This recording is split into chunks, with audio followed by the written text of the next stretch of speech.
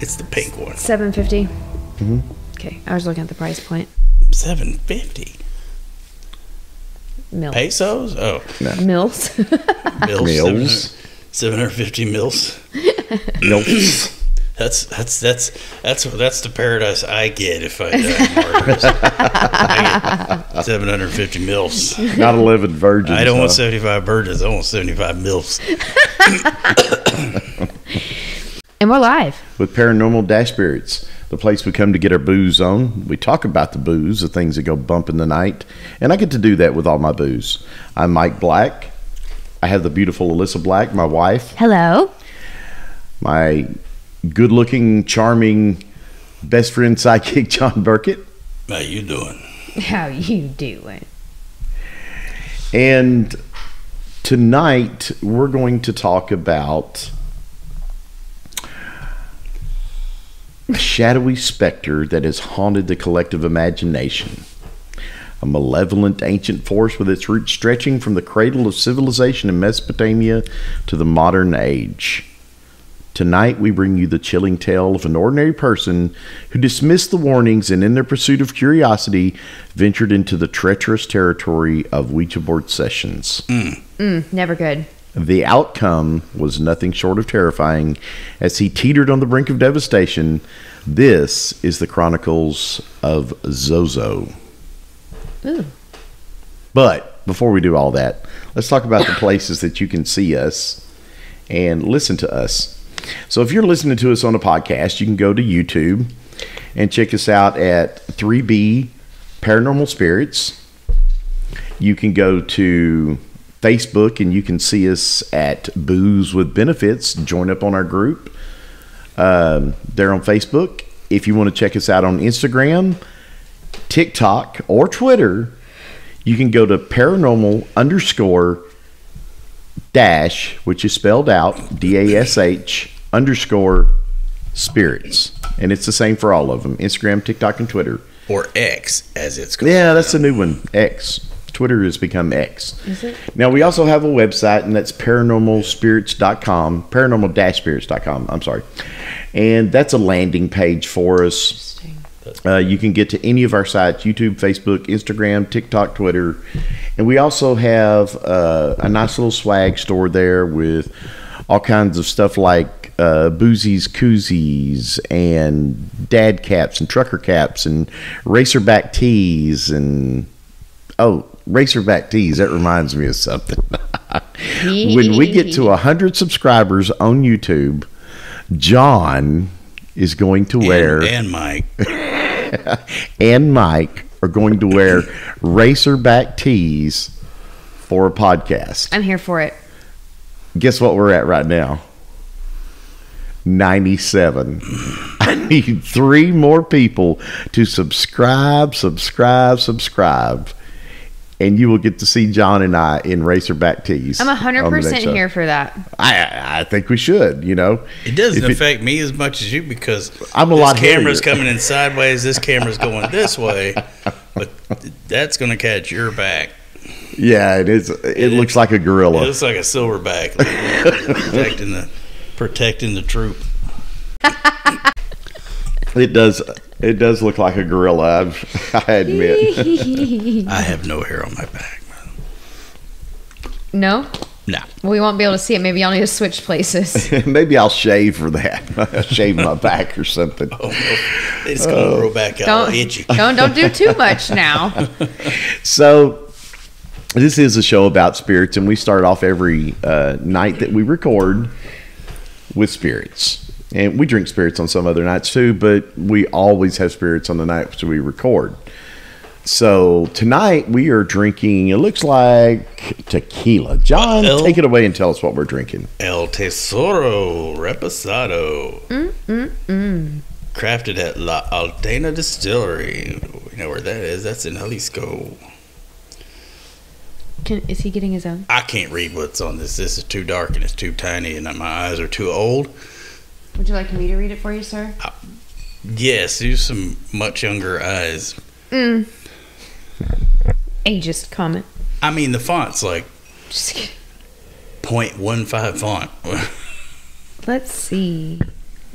Now, this does come highly recommended by a tequila connoisseur. Smells good. It really does. It's crafted at La Alteña Distillery, founded by this person's grandfather. We still cook our agaves in old-fashioned ovens. Nice. Crush them with a volcanic Tahona wheel. Oh, and nice. double distill our tequila to proof without any additives. this is old school. Yeah. Our Reposado tequila then slowly ages in ex-bourbon barrels, taking on a subtle hint of their sweetness, complementing the rich, smoky essence of agave. Yeah. This is the one that was rated, I believe, he rated this an S on the man that we were looking at stuff for. It says Oh, sweet, really? smoky flavor with hints of vanilla and oak. The appearance, straw. I mean, that's good. I like that with a Reposado, not too dark. Yeah, well, there's no additives at all. This is won a double gold medal at the San Francisco Spirits Competition Oh, wow. 2021 and has a 94 points from the Ultimate Spirits Challenge 2021. Apparently, it was founded by his grandfather, Don Felipe Camarena, in 1937. We make tequila here almost exactly as he did then, and for the very same reasons: to pay tribute to our fields of agave and to make a spirit worth sipping. Okay. Well, What's that smell like? Dude? It smells like agave to me, but I get agave, but I also get a little bit of, it's almost a jalapeno. well, funny you say that. A little peppery. It says smoky oats with hints of fruit, vanilla, and dill. I don't get dill. I get, Dill. I don't smell pickles in there. I smell, Actually, now that you say it, I smell Now dill. it's like, man, now I can't Now I get, have to but it's smell like dill. vinegar to me instead of dill, though. Yeah. So, well, tesoro is treasure in Spanish. oh, is that what it is? Tesoro. Well, let me see if I treasure this. You ready? Cilantro. Oh, Very agave. Forward. Oh, to that me. is nice. I really like that. If you were into a pure agave flavored tequila without all that extra stuff, the vanilla and the celebrity junk they put in them, it's smoothed Yeah. out a little bit from that oak, but it doesn't. It's not terribly forward with it. yeah, it's lost some of the, I'm sure, some of the brightness from the from a plata, but that's really nice. It's very nice. Yeah, that's good. It says you're supposed to taste a robust blend of oak and agave I can definitely taste the oak in it. with smoke. Don't get any of that. Now, let me tell And I'm y'all, not getting the smoke. because I know we bought this a while ago, so I know you don't remember the price point. Let me share with you the price point, then you tell me how you feel about it. How much did we spend on this? $53. Did we spend that? Yeah. Well, that's how much it is at Total Wine today. Okay, I guess we did. $52.99. I don't feel like that's a lot. No, No, not for that. No, I don't feel like that's a lot at all for no That isn't- additives and that's a very fair price for that tequila, I believe, in my opinion. And I've drank a few tequilas, so not today. not today. No, not today. it's funny when you have one like this with no additives after we've had some that do with that almost fake vanilla taste. Oh, I can't stand that. You know what I mean? The That fake sweetness. It's nice on the palate, but when you have something like this, you can really understand what that This is. fake flavoring Yes. tastes like It's versus like- something pure. It's like getting it's the difference between being used to drinking like sugared Coke Versus like Diet Coke versus a Diet Coke. If you're used to drinking a regular Coca-Cola with sugar. and you drink a Diet Coke, it's like, oh, that nasty. It works the other way too. Like I like Diet Coke. I'm a Diet so Coke. Yeah, I mean, Right. half my bloodstream is Diet Coke, and if I drink a regular one, it's like, oh, But Yeah. but the thing is, if you're not used to that artificial sweetener though, yeah, it's and all of a sudden you get hit with it, it's like, oh, that it's like, remember the Cenote tequila? But that's the gross, man. I mean, there's still a couple of shots left in that bottle, and that's, can't bring yourself to do it. oh man, it's like I gotta have a shot of something else. Maybe you need to first clean some brass or something, or get some grease off your car. does it work for battery acid the same way Coke does? No, it just tastes like somebody just dumped a bottle of vanilla extract into the bottle of tequila. It's I know. Oof. Yeah. I mean, to clarify, this doesn't have an aspartame taste, and everything that No. we've had before No, doesn't either. But this is just that additive. Like, you can tell this is pure. There's something very Yeah. pure about it. It doesn't taste Nothing's- fake. You don't get any fake. You don't ultra get any sweetness. No sugar. It is exactly how it's supposed to be. But it is a little sweet though. It is sweet because agave is sweet though. Yeah, I but mean, that's- anybody I that was gonna uses say, that's agave sweetness. Anybody that uses agave syrup for sweetening, yeah, sweetener. For a sweetener to sweeten something. That's then pretty good. I mean, you can tell that is 100. That's no additive, organic, pure, Good stuff. crushed with lava rocks. delicious. Thumbs up from me. Same. Alrighty, That's one of the better ones. let's we've tried a while. talk to us about why you shouldn't use a Ouija board. This is why you shouldn't use a Ouija board. And we got a few YouTube videos Version out there. 17.0. We've been over this again and again and And again and again and again. Don't But use them. for those that didn't get it for the first 15, 17, 27 times, Yeah. So we start off in. Wait, you have to say it right, like Zach does. A Ouija board. Yeah, it's not. I don't think it's a Ouija board. I think it's just Ouija board. That's just the Zach Bagans way of saying it. I- A some people Ouija say board. Ouija. Yeah, it's not Ouija either. It's That's Ouija. what you clean windows with a Ouija. That's a squeezy. It's a Ouija. Yeah. Okay. Zach Bagans just he says a Ouija. He does say It a drives me Ouija. nuts. Oh. All right, let's go to Oklahoma and talk about Darren Evans. This was a teenage boy, ordinary by most accounts, engaging in the typical pursuits of teenage boydom. He was hanging out with his friends, indulging in occasional troublemaking and navigating the convoluted world of teenage romance. Chase and tail. Mm-hmm. Girls, I mean. So. And he met Brandy. Brandy. Brandy, you're a fine And girl. so he and Brandy hit it off. And they used to hang out together. They would walk home from school together. And so one day, Darren and Brandy are hanging out at Brandy's house. And it just so happens there's a plumber there at the house. And this is that look. Wow. I have a. Bow, chicka, bow, wow.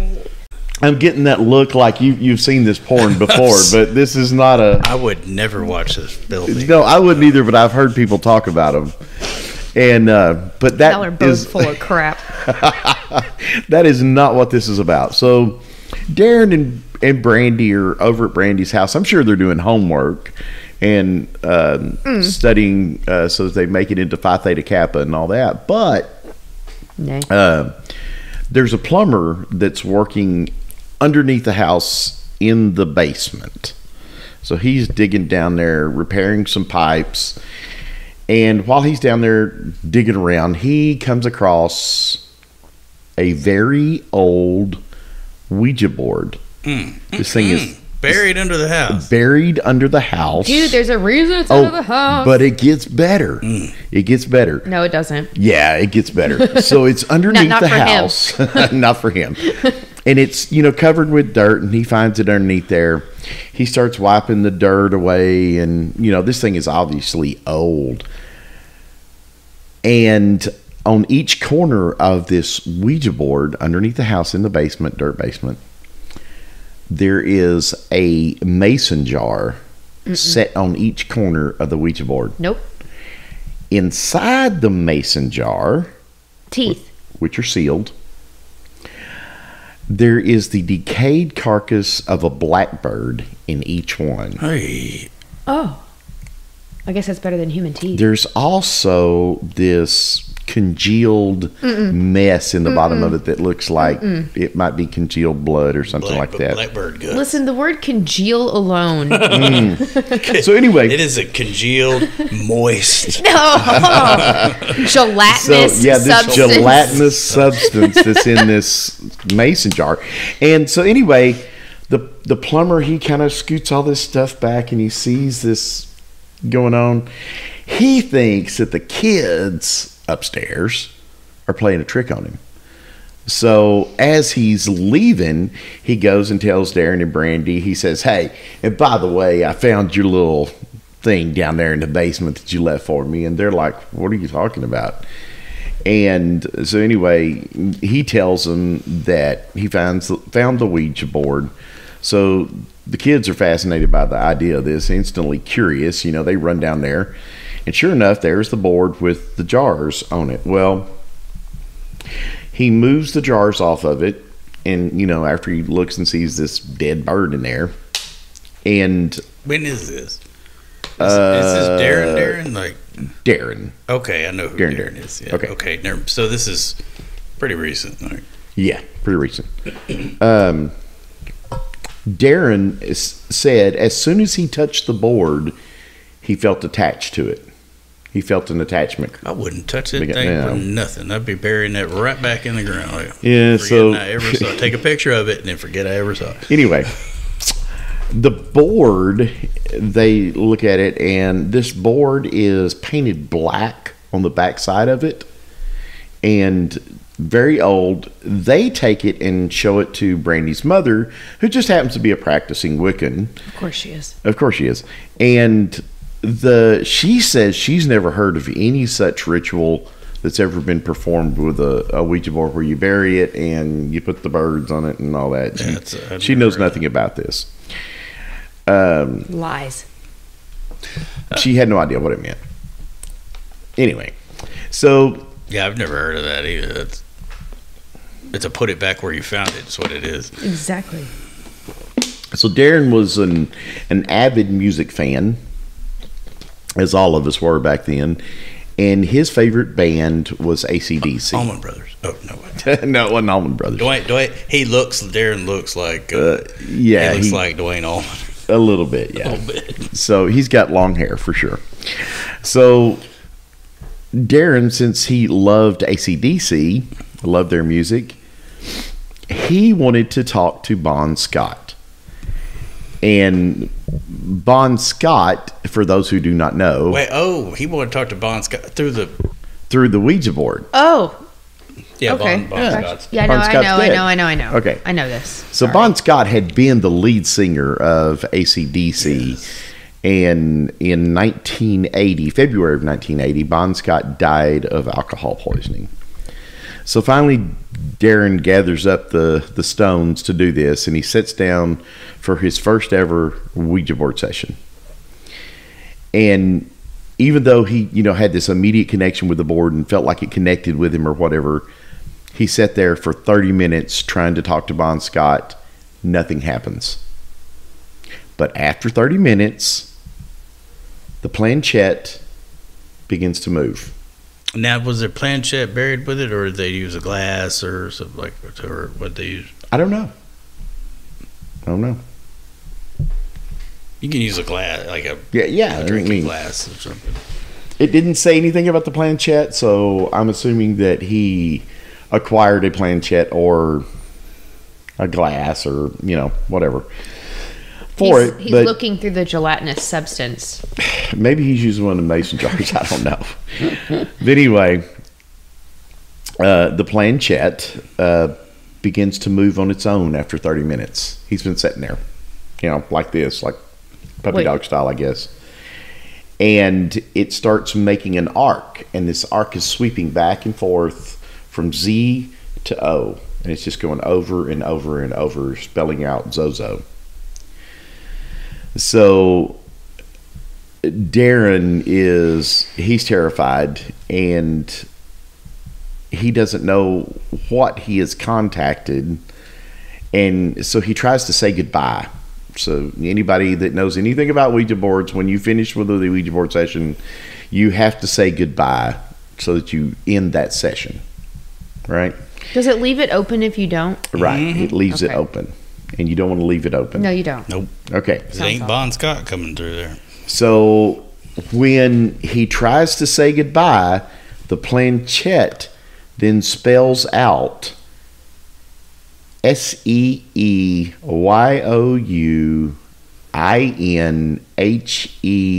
double hockey sticks.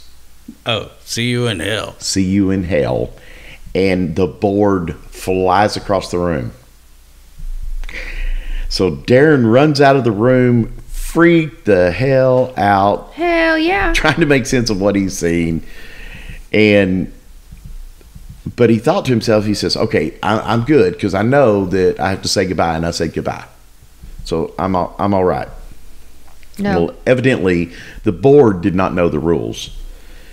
And so first it starts with nightmares. He starts having these nightmares. He can't sleep. And he's having them almost nightly.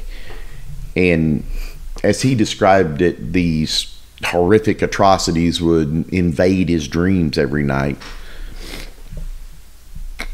He got to where he would wake up, he'd be frozen, he couldn't move, and when he would wake up, he'd hear whispers all around him in his room, and then hissing kind of sounds. And these episodes were soon followed by banging and knocking throughout the house, and then even in the daytime, as well as the constant feeling of being watched by something he couldn't see. Despite this presence he was feeling, Darren's curiosity was stirred up, and he decides he needs to hold more Ouija board sessions to find out what's going on. No, Darren. Darren. No, Darren. Okay. So, although he's freaked out and scared, Darren continues to hold sessions with the board, and he begins to isolate and withdraw. And even though he promised himself after that first time that he'd never do it again, he did over and over, and almost compulsively or obsessively. And when the board was not in use, he would place it in this purple cloth. He'd put it up in his closet, and he would go back, and it wouldn't be there. The board would be missing. It'd be gone. He'd come back a few days later, and the board's there again. So it's almost as if the board was saying when it could be used, when it couldn't be used, etc. So Darren decides to invite some friends over to see this board and see that it actually does this, because this way it proves to himself and to others that he's not insane, and there are people that actually witness all this stuff going on. So Darren's best friend was Randy. And the two And he's dating Brandy? Come on, No. Randy. Darren's dating Brandy. Randy was his friend. And they had bonded because they both loved AC/DC in high school. It had been inseparable ever since. And so Randy comes over, and by now Darren is grown and living in his own apartment and working at construction. On a construction job site. He found on the construction job site a jar that was buried. And he picks up the jar, and guess what's in it? Gelatinous material with a blackbird. congealed and rotting blackbird. So one evening in 1985, Darren and Randy were determined to reach Bon Scott through the Ouija board. Wow, So they dim the lights down, they light some candles, and started their Ouija board session. And I'm sure they were playing some AC/DC in the background prior to that. But they were asking for Bon Scott, and the board replied, "I mate." AYEMATE. I mate. Like it's speaking Australian? Like in an Australian dialect. So they just know they've contacted Bon Scott finally, right? And so this board seemed to know all the details of Bon Scott's life. They knew everything about him.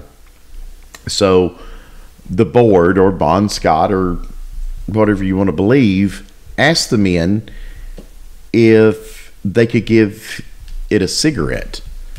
So they lit a cigarette, they stuck it in the hole in the planchette, and said that the cherry would fire up as if Bon Scott was taking puffs off this cigarette. And after it took the puff off the cigarette, it spelled out thanks. So after the cigarette fun was over and they had finished that, the board spelled out, "Fuck you, Randy. I will have your soul and I will see you in hell. Zozo." Oh. So the honeymoon was obviously over. What did Randy do? I don't know, but this Man. completely freaked the guys out. So Randy is scared shitless, and he's pissed off now because this board has threatened him. So he starts cussing at the board and throws the board off the balcony out of Darren's second floor balcony apartment, or out the window. The board was later returned by the downstairs neighbor. Uh-oh. Yeah. So Tongs. With tongs, yeah. After this session, a series of lows for both them manifested in the years to come. So obviously, Randy was influenced by the lifestyle of Bon Scott and idolized him, and he soon fell victim to alcohol as well. Well, it's no fun waiting around to be a millionaire. Yeah. He lost his wife to divorce. I'm going to try to throw in as many ACT songs as I can. Lost his wife to divorce. They shared custody of his son. A lot of opportunities would present themselves for Randy to better his life. For one reason or another, he just couldn't grasp it, couldn't get it. You know, sounds like he's a problem, Joe. And he may have been. Did it again. That's You do. I like your... yeah. But if he gets to jail, maybe he'll get out in a jailbreak, right? I cannot. With you two. Oh my God. Because, you know, Here we go. dirty deeds are done dirt cheap. Yeah. And he's got big balls. Oh my God. Can you stop, please?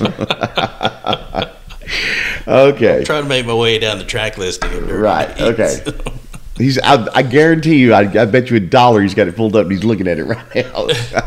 Actually, I couldn't remember which album Big Balls was on because that's my favorite one that Bon Scott sings. Yeah. Highway to Hell is my favorite of That's post Bon Scott, isn't it? Huh? That's post Bon Scott, isn't it? No, Highway to Hell is Bon Scott. All right, kids. Back in Black is. We're digressing, and we know that. No, It's Back okay. in Black is the new guy. Back in Black is the new guy. Highway to Hell. Okay, you're right. Okay. Of course I am. Oh, my. Darren and Randy, Of course I am. they decide they're going to do one more Ouija board because Of course they are. Because they're idiots. yeah, and Randy had said to Darren, he said, I just feel like I'm in a prison and I can't escape. Jailbreak. That was perfect play. If you'd have waited 1 second, it'd have been there for you. Oh man! So Darren and Randy decide they're going to do one more, and Randy asked the board how he would. I'm not sure about this word, so I'm going to say cease to exist on the physical plane. Oh, unalive yourself. How he was going to be unalive. How you would find, as Ozzy would say, the unalive solution.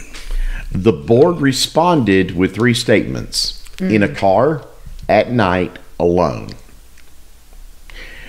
In 2007, after spending the evening with Darren, the last words Randy would say to Darren was, Darren, I'll see you in hell.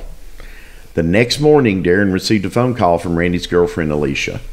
Randy never made it home that night after he left Darren's. Instead, he passed away in an automobile accident at night and alone. But it was an accident, though, right? I assume. Oh, so it was an automobile accident. How am I going to die? Yes. Oh, I thought because you rephrased it, he asked, how am I going to make myself No. unalive? No, how am I going to cease to exist on the physical plane? How am I going to die? How am I going to die? You can say that. Okay. So how am I going to die? And it told him in a car at night alone. He died in a car at night alone. It just didn't mention it was going to be that night. Well, that was in 2007. Joke's on Randy because Darren's still alive. Yeah. So anyway, the news of Randy's passing, along with his frequent contact with the entity Zozo, has caused Darren to become obsessed with finding out all he could about Zozo. Before and after Randy's passing, Darren had been living in Oklahoma City in a house that would become synonymous with the name Zozo. And this is the house where most of the attacks on Darren and his family occurred. So because of his obsession with the occult, he started studying on a much more in-depth and organized manner. So one night during a Ouija session with his wife, Kathleen, The demon took over Darren. Kathleen was frozen in fear as she watched helplessly as something non-human, this is her description, was staring out from Darren's eyes. Their daughter was sleeping just a few feet away in the next room. So when they're doing this, which is crazy to me. Anyway, she said that he went crazy and he started coming for her. Fortunately for Karen, she was able to say goodbye and get away before any harm could be done to her. So several minutes later, Darren would come back to himself with no memory of what had taken place. Mm-mm. So the attacks against Darren and his family seemed to intensify and worsen after this episode. And the house would shake as knocks, banging, footsteps would sound out through the house. Eventually, they would hear moaning and hissing all throughout the rooms and down the hallways.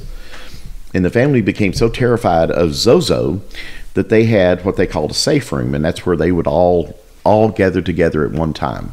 Now, I don't know what that made this a safe room, but that's what they called it. We've talked about this before in other ones, like the whole family just started sleeping in the living room together. Yeah, you know, so maybe that's what they had in mind. But anyway, so they had a safe room. It was upstairs.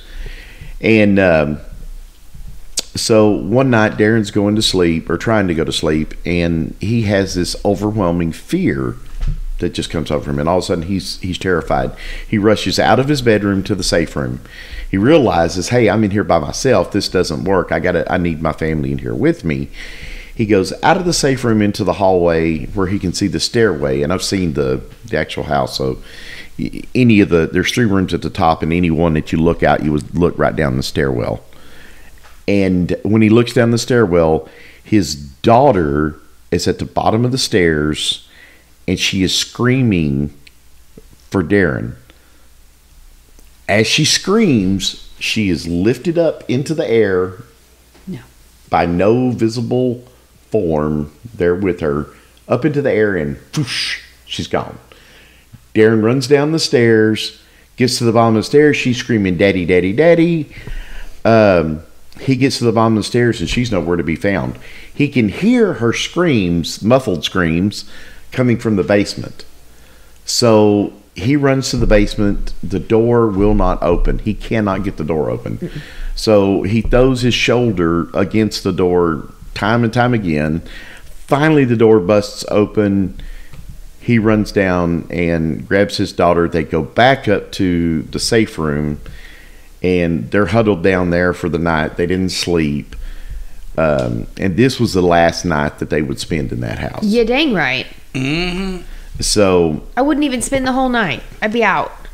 So after Darren felt like he had gotten to a safe place after they've left the house, he begins his research again. And it takes him deeper and further than he ever expected, because in 2009, Darren posted, now this is 2 years after the death of Randy. Darren posted on an online forum about his experiences with Zozo. He was shocked at the number of responses he got. Zozo evidently is not a new phenomenon, it is ancient. It has multiple origins. In the Basque language, Zozo means a blackbird or crow. Oh, remember those were in the mason jars. They were in the mason jars, blackbirds.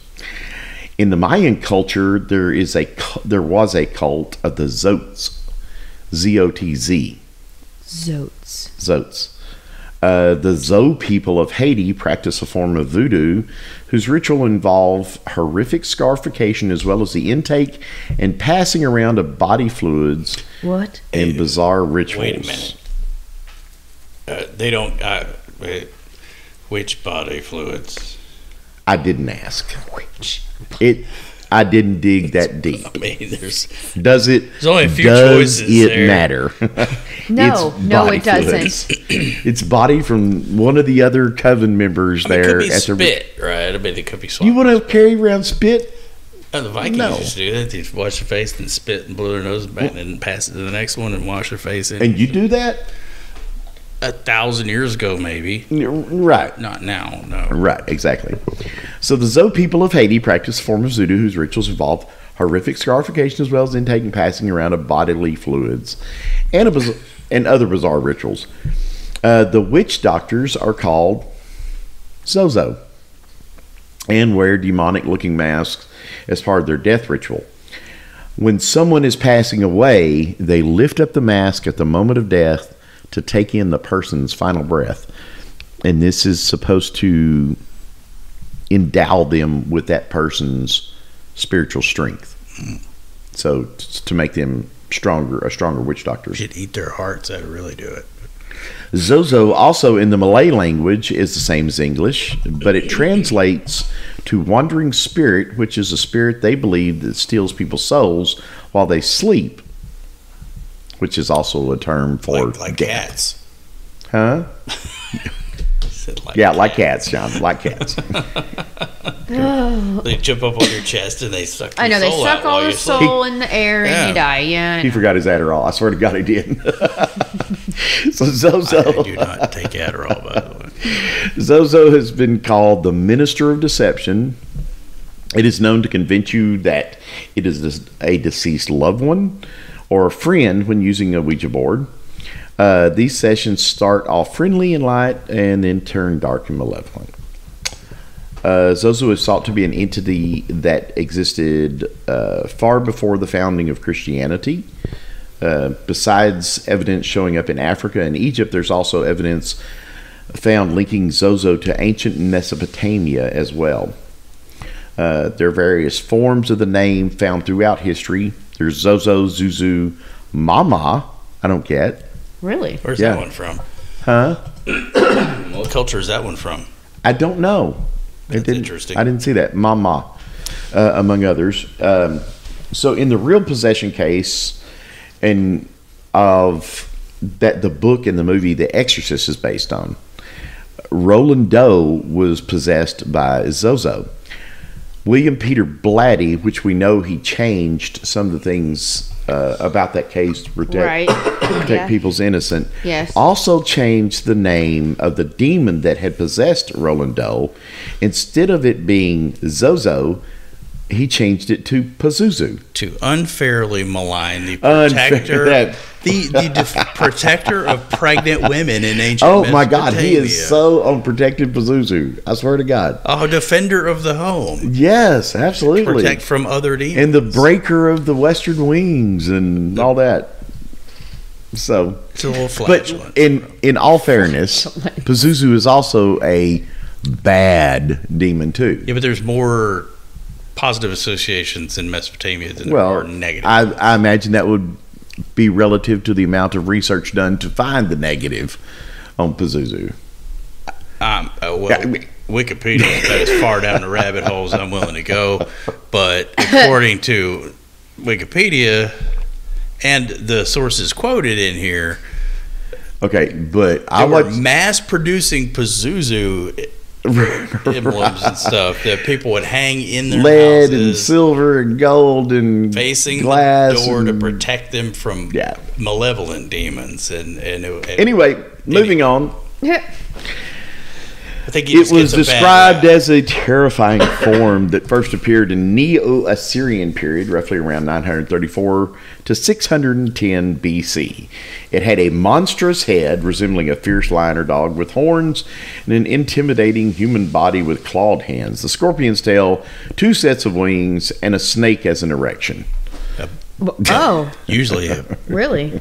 Usually a big honking one too. Mm-hmm. Viper. A hog. Yeah, it was impressive. Everyone that I've seen, it's like it's nothing to be ashamed of. I love So that. Nothing John, to be ashamed as John espouses the They wonderful called him tripod. Yeah, as John espouses the wonderful aspects of Pazuzu, I'm just saying I that will- he's unfairly maligned by William Peter Blatty. Okay, so I will Taking it read you. back. I will read you one translation that reads as, "I am Pazuzu, the son of harm, king of the League of Demons. I have scaled the powerful mountains. They trembled. The contrary winds that were headed west, one by one, I broke their wings." Wasn't he the son of Anu, though, in their pantheon, the son of their sky god? Yeah, he was. So people have also made contact with the entity spirit via Ouija board, have also been asked to chant or spell out phrases in Hebrew or Latin, which has convinced many of them of the intelligence of the being they're speaking with. Also, interestingly, the letter Z at one point in the Latin alphabet was removed because it was considered too evil when pronouncing it. Did you know that? Yeah, well, they said that when you make the letter Z, your face produces a death grimace. It's Z. So it looks like the drawn lips of a corpse. Is that why in Spanish, proper Spanish, like the island of Ibiza, which is spelled with a Z, they say Ibiza? Ibiza, like with that's a TH. Spanish because everything is with a TH. Everything was a TH. Which is directly from Latin. So. Oh, I see. I don't know. And it was also considered the evil twin of S. So S I associate with serpent because the maybe. I mean, so, and perhaps this entity uses this name as some sort of mocking, whether to God or another demon. Perhaps. The demon Zozo is also mentioned in the French demonic encyclopedia as one of the demons responsible for diabolical possession and corruption. There's stories of the possession of a young girl in 1816 who was possessed by Zozo. Isn't that what the Led Zeppelin thing says on it? That is what the Led Zeppelin album has on it. Other noteworthy possession cases over the ages, ranging closer to modern times, that bear his name. You've got Roland Doe from the late 1940s, the possession of Doris Blither in 1972 in Los Angeles, the Enfield poltergeist. That one I know. In 1977 in the UK, and as recent as 2012. And I searched, but I could not find the one from 2012.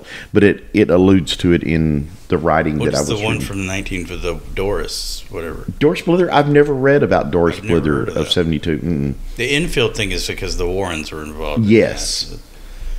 So anyway, the one in 2012, it was a possession where the person claimed that, and it's not the devil made me do it case, but it was an attempted murder. Or a murder was attempted. Yeah, the devil while the person, it's not that the was devil. In the 90s, I think, when 80s, because the Warrens testified. It's the 80s. So how do you know that if you've encountered Zozo during a Ouija board session? Blackbirds. Well, here's prior to the session. Apparently. Yeah, if you find the Ouija board with the blackbird set on it, then you know that's Zozo. In the gelatinous materials. Yeah. So the planchette will move on its own. You don't have to have your hands on it. That happens to a lot of them, though, right? And a lot of movies, yeah. You will experience the rainbow effect. What's that mean? And that's where the planchette moves from Z to O, back and forth. So it makes the arc. Taste the rainbow. Mm-hmm. I don't think Skittles pop out of this one though. The planchette will spell out different versions of the name sometimes. Sometimes you get Zozo, you get Zaza, Zuzu, but it's always the Z, except for Mama. So if you're doing this, which the best way to avoid doing it is to not mess around with one, but suppose you start a session and you start getting into this stuff and that starts happening, what is the best way to get yourself out of that situation? Well, personally, I think that if I were to do that, which I won't, right? But if I were to do that, I think I would say goodbye and not mess with it anymore. Then bury it under the house with blackbirds on top of it. Mm-hmm. God bless you. Right. One of the other things that may happen when you start connecting with Zozo during a session is that you may see shadows around you. And the hissing. That's what everybody said was hissing. And the hissing and shadows. You may start to feel scared for no reason. You may be uneasy, upset. Feeling physically ill or at ill. And all of this comes with a warning. If you spend too much time with the demon, even though you say goodbye, you may have opened a door that you cannot close. And this is where demonic obsession begins. So this demonic obsession is the third stage of demonic possession, where the demon becomes aware of you. And it works at torturing you. It also works in ways to isolate you from those that love you and care about you. Obsession or oppression? This is obsession. So, okay. Obsession is a third stage. Gotcha. And I always get confused about all these. Yeah, so I'm going to go over that in just a second. Okay. So the fourth stage is actual possession. And we all know how that ends. Right. You get a movie deal, and a priest jumps out the window. So you have 4 stages of demonic possession, and they are as follows. The first stage is infestation. This is basically a haunted house type stuff. Footsteps, voices, apparitions, bumps in the night, blah, blah, blah. Oppression is the second stage, and that's the activity steps up to physical attacks, sleep disturbances, nightmares, frequent and severe illnesses, major depression, anxiety, financial problems, employment problems, relationship troubles. While all of those things happen in life, I mean, it's just part of living. When there is a demonic presence, it seems to happen rapidly and in succession. So everything just kind of hits at once. Now, and that could happen too without being demonically possessed. Right now. But if you've been messing with the Ouija board and Zozo has been reaching out to you, and this happens, then this is probably what's going on. Stage 3 is the obsession, and just like it says, the person becomes constantly preoccupied, compulsive use of the board. Trying to talk to Bon Scott. Talk to Bon Scott over and over and over. Sitting 30 minutes at a time waiting for the board to respond to you. And in possession. In possession, I always thought the demon jumps inside your body and controls you, etc. Evidently, that's not what it is. Possession, contrary to popular belief, is not the demon entering a person's body and taking over his or her soul, but a person's free will. They always have that. It's only severely compromised in possession. A person is so physically, emotionally, mentally, and spiritually broken down by going through the other 3 stages to get there that they don't really have the strength to fight back against the demon. Telltale signs of possession include superhuman strength, speaking in a language the victim doesn't know, inordinate aversion to holy objects, knowing of events or facts that the victim could not possibly know. And according to the Diocese of San Jose, changes in facial features. Interesting. So, a little tag to the end of this one. This is a post from Darren Evans from our story. He created a blog post at darrenevansparanormal.blogspot.com. And if you go to his blog post, I'm going to read you directly from that. On November 3rd, 2018, I was hospitalized with a severe upper respiratory infection for 2 weeks. I developed sepsis and began coughing up blood. Doctors tested me for influenza and it came up negative. Days prior, and John and I both have watched this on Ghost Adventures, I conducted a live Ouija session on the show Ghost Adventures. If you're on Ghost Adventures, it's a Ouija session. Ouija session. During the broadcast section, during the broadcast, the session was just getting started when Zozo was spelled out. But before we could continue, we were asked to shut it down due to network time constraints. No closing of the session was done, and days later, I was hospitalized. Are you telling me Zach allowed a session to go on with no proper closing of the session? I didn't say that. What I said was that the producers said we have to shut this down. We're out of tape. We're out of time. Whatever. Zach should have said, no, we can't shut this down until we close this properly. Yeah, I think that would have been responsible, but I wasn't there, so I don't know. Moving on. Not long after this, my brother Travis was found dead in my mom's house in Broken Arrow, Oklahoma. I cannot. Wait a minute. There's a broken arrow and a broken bow? There is. Are they close? No. I don't know where Broken Arrow is. Outside of Tulsa. Okay, it's outside Tulsa. That's not close then. My aunt lived there. That's the only reason I know that. Okay, yeah. That's about 100 miles. Oh, that's right. She did, didn't she? Yeah. So within a week, my lifelong friend, Rollin, died from a tragic accident in Tulsa. Never in my wildest nightmares would I have thought that both Travis and Rollin would wind up lying next to each other in a Tulsa morgue. But that is exactly what happened. So, boys and girls. All Zach Bacon's fault. Don't play with Ouija boards. If we haven't said it before. Well, I have, though. Over and over. And over and over. And you did not heed the warning. And it doesn't have to be like the old school physical boards.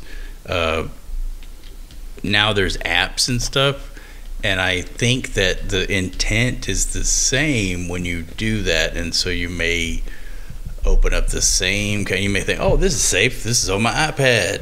Here's what I think. I think the difference is, okay, when we go to, let's say we go do an investigation. And I take my digital recorder.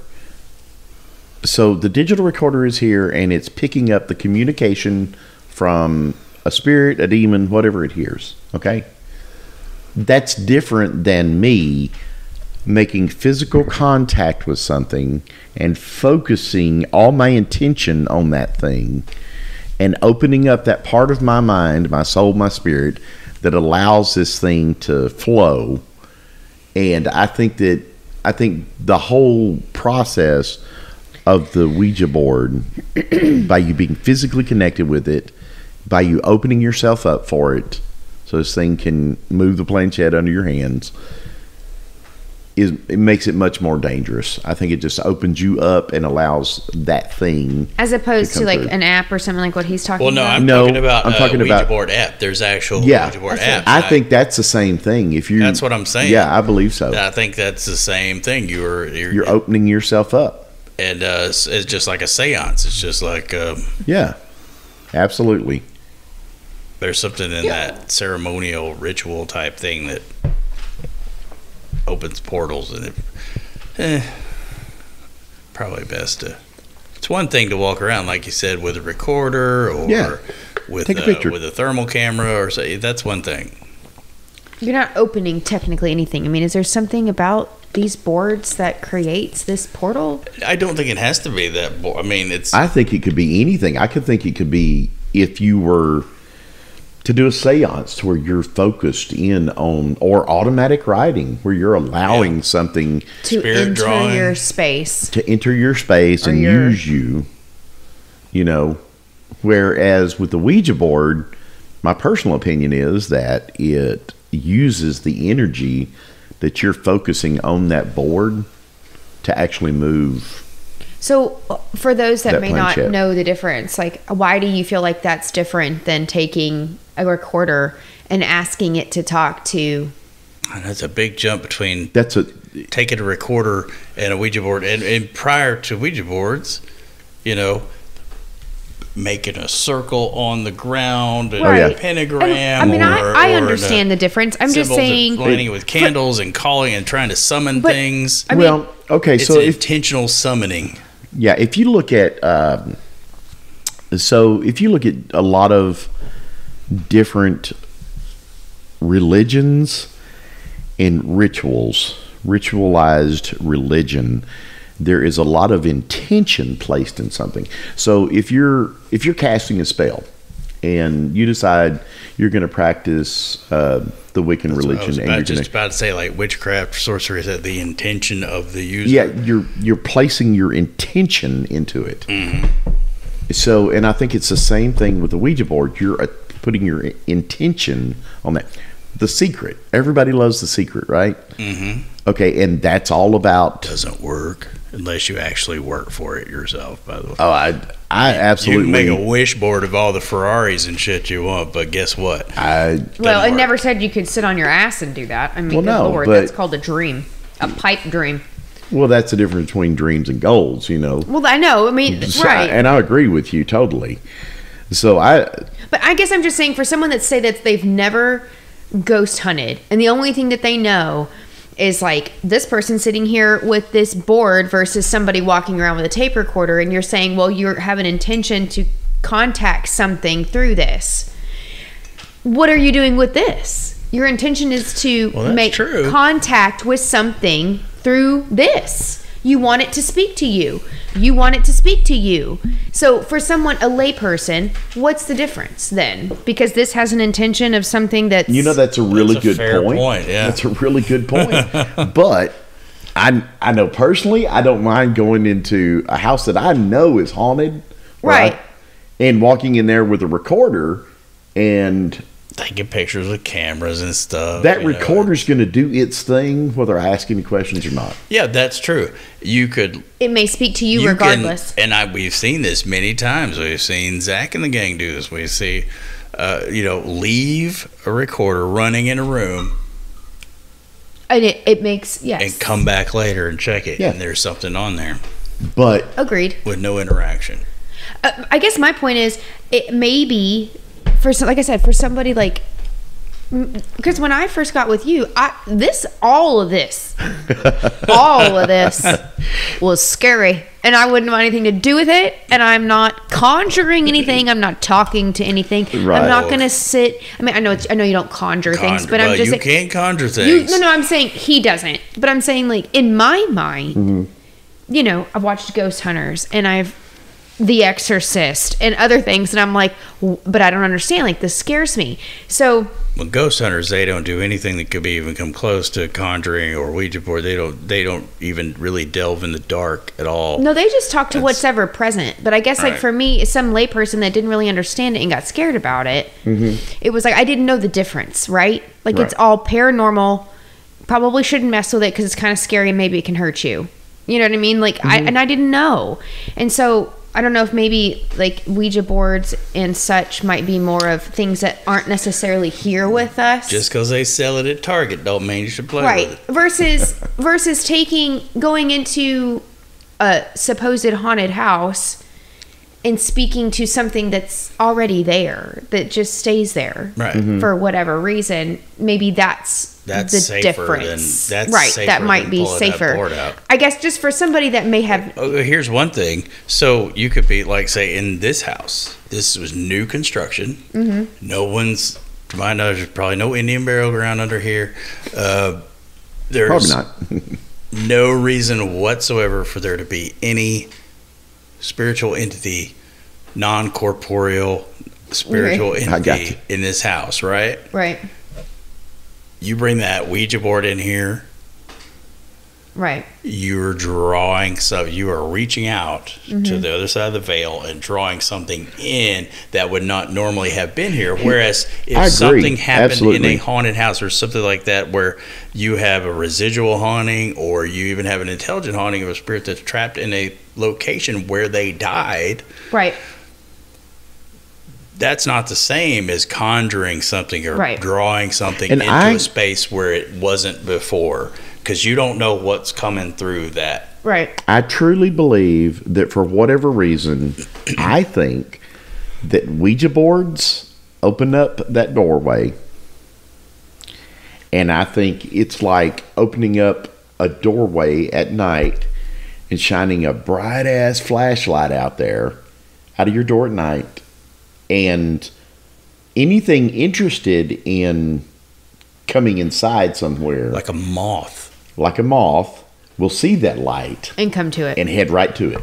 Mm-hmm. Yeah, that's a good. That's really good. Whereas just going to haunted house, it's already there. It's like you're going outside and the moth's already there, and it's just circling your. And most of the time, it's probably something harmless. Right. Probably, but. I think that's a good way to explain it. I think there's some people that, the paranormal stuff is interesting. It's kind of scary. It's a little woo, but they've never been a part of it. Right. Which was very much me. I had never had an experience like you two have in the past or, present or whatever it may be. But when I saw all these things, it's like, oh, that's, probably shouldn't mess with that. And everything ever good comes out of this. But everybody always at some point has that friend with the Ouija board. Right, and admittedly, there's an adrenaline rush when that planchette starts moving, and you're not doing it, and you're not, and you're like, what in the hell? And you get those hackles raised up, and it's a rush. It's just like that same rush, like when we went to that haunted house. I was like, you know what? Even though that door opened by itself earlier, I'm going to be the first person to go in that. And it is a rush, isn't it? And it's a rush. You get an adrenaline rush out. So, I mean... And that's why I went off by myself there. It's like, when we walked in there, have fun, buddy. That's a really good point. I'm getting that tingly right now. That just thinking about it, yeah. Well, and I think that's what drew me into doing paranormal investigations, ghost hunting, if you will. I think that's what really initially drew me in was the fact that, for one, it scared the shit out of me the first time anything ever happened. And your story's pretty good. Do what? I mean, your story's pretty. It scared the shit out of me, and I was like, "Oh my God," But then I wanted to know more about it. I was curious, and then. As I did it, the more that I did it, and the more places I went, and the more stuff that I experienced, there is a rush to it. There's very much a rush to it because just like, even if that rush comes, you've sat in some place for 3 or 4 hours, and you've gone through 20 hours of listening to audio, and but when you hear that video, and there's been times when. It's been days later after the investigation, and I'm sitting there listening to audio or watching video, and all of a sudden I hear a voice or a whisper or a growl, on a tape that's been just nothing but hiss. Or how'd you feel when you were sitting there in that stairwell? You boom. Oh, right above me? Mm-hmm. Yeah. And you knew I knew that was something. I knew something. I didn't know what it was, but I knew something was there. And that was, but yeah, that's one of those rush things. And it's like you say, the hackles on the back of your neck stand up, but I wasn't in there with the Ouija board. So, no. I wouldn't be. However, I think that's a good way to say it, though. I mean, a Ouija board's more like crossing over in that veil and pulling something forward. You're just opening the door wide open. As opposed to just interacting with something that's already inhabiting the space that you're in. I agree. That would be a good difference. And the Ouija boards, seances, all this came out of that spiritualist movement in the late 19th century. But before Ouija boards, people were making marks on the floor. And people were drawing. Well, not salt would be good. Salt would keep it out. But people were drawing things. Name one king in Europe worth his salt that didn't have a wise woman in his employ. Well, or a soothsayer, or a scryer, or a Merlin. All of them use that. Especially in the pre-Christian period. Mm-hmm. And probably Romans, after. Oh, yeah. The Norse, there was always the seer. Mm-hmm. Yeah. There was always that person that was gifted with that. Throwing bones, and I don't mean playing dominoes. I mean literally throwing like chicken bones down and reading them. Right. Yeah. Okay. Well, I kind of wanted to, because I think that some people might not understand it truly, like how there could be a difference between this versus taking one around that you see, Zach and the gang, or like what we did with who's here, who'd like to speak with us? What happened to you when you've been here? Right. You know, and so I think you're talking to what's already there. Yeah, what's already there versus you're bringing forth something because this is in some way opening that veil. Opening a door and inviting whatever wants to come in. I think going to a haunted house it's more controlled.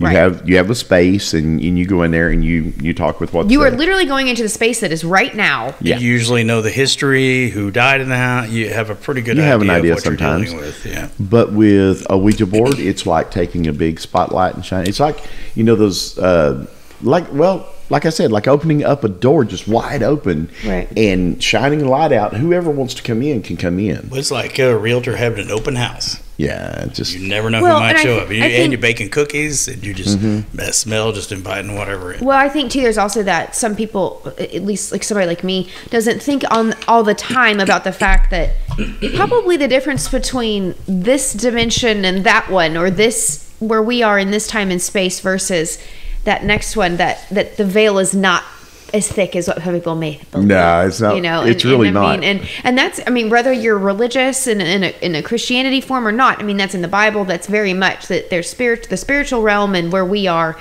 is probably not nearly as far as we'd like to think. Right there, it's that far apart. Right. So, sometimes, no matter your beliefs, I think that even if you look at it from that scientific, like multiverse type thing and dimensional thing, there could be something right here. Right now, in another dimension. Yeah. I'm touching its butt. I'm sure you are. You know what I'm saying? You pervert. It might not be aware of me. As you are not aware of it. And I'm not aware of it. But you're touching its right butt. There could be a dinosaur right here. There is butt touching going on. Yes, she's just not aware of it. Yes.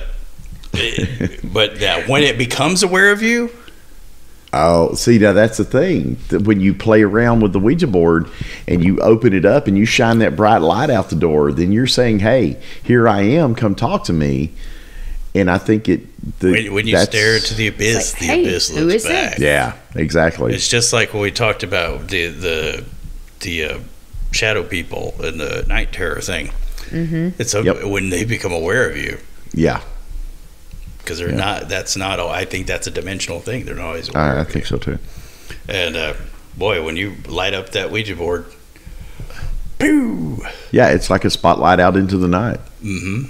Well, I'm not playing with Ouija boards, and I'm not trying to be a Darren, but or any of those folks. I will recommend Tesoro, Reposado Tequila. I do too. Yeah, it's really good to anybody that likes tequila, or if you don't like tequila and you want to or you don't know if you like tequila, this is probably a good one. That's a good one to break in on right there. This lets you know what tequila really tastes like, and it doesn't taste like all that celebrity crap that they try to sell. And it doesn't taste like Jose Cuervo either. No, this is good. Truth. I really like this. Would you like to try the Blanco in that? I would. I'd love to try the Blanco. Actually, that's always a good baseline for anything, is to try the Blanco first. Well, you get a better understanding of what it really tastes like then. What's the juice you got here? Once you age it and you mellow it out and you put some, or they put some flavorings in it. You whiskeyfy it a little bit by putting it in barrels. Then you can, you can change the flavor. But when you get a Blanco, you really know what the tequila tastes like, what the juice tastes like. Definitely highly recommend this for sure. Yeah, especially for the price. But did we play with Ouija boards? We don't play with Ouija boards. We don't play with Ouija boards. Tequila. Just say no to Ouija boards. Remember, go to all the places. Go to our YouTube channel, like and subscribe. Subscribe, because when we get 3 more subscribers, we're sitting at 97 right now. I am videotaping it. Also, we videotape it anyway. Subscribing costs you nothing. It doesn't. It does a and we will not spam you. Nah. But it looks good to YouTube, and we are working towards that. Good night, everyone. I want to see y'all in Razorbacks. I'm so grossed out just by the thought. John gonna be looking sexy. He's so excited. There's gonna be like side boob hanging out. Oh, I know, isn't that great? Huh? Man with side boob.